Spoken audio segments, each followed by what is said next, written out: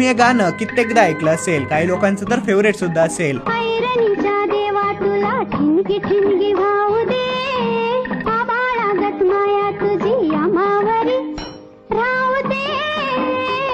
तर यातील या ओळींचा अर्थ असा होतो की लोहारांच्या कामातील सर्वात महत्वाचे असे ऐरण, त्याला आम्ही देवत्व बहाल करतोय। या ऐरणीच्या देवाला आम्ही फुले म्हणून कोळशातून उडणाऱ्या ठिणग्या वाहत आहोत, त्यामुळे देवा तू आमच्यावरती आभाळा एवढे आशीर्वाद असू दे। लेऊलीन गरिबीचं कण खाऊ लोखंडाचं, जिन हवा भरूच धनी मातुर माझा देवा वागावानी असू दे।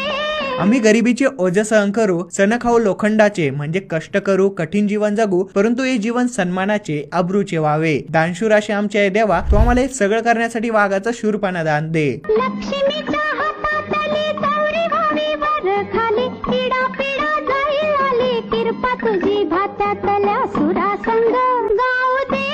लक्ष्मीच्या हातातली चवरी व्हावी वर खाली, तशी सुखाची झुळूक यावी, आणि जसं भातेतील हवा बाहेर पडते तशी दुःख तकलिफी निघून जाव्यात अशी तुझी कृपा व्हावी। भातेतल्या हवेच्या फुंकराच्या स्वरासोबत आम्हाला गाऊ दे। तर हे गाणं साधी माणसे 1965 सालच्या चित्रपटातील असून भालजी पेंढरकरांनी जगदीश खेबुडकर यांना हे लिहायला सांगितलं होतं। तेव्हा या चित्रपटाची कथा ऐकून त्यांनी फक्त 2 मिनिटातच ही संपूर्ण गाणे लिहून पूर्ण केले होते। सुरुवातीला या गाण्याचे नाव ऐरणीचे देवा तुला अग्निफुले वाहू दे असे होते, पण रेकॉर्डिंग दरम्यान हे बदलून ऐरणीचे देवा तुला ठिणगी ठिणगी वाहू दे असे केले गेले। तर यासाठी 1 लाईक तर बनतोच, आणि असं अजून कोणत्या गाण्याचा अर्थ तुम्हाला जाणून घ्यायला आवडेल नक्की कमेंट करून सांगा।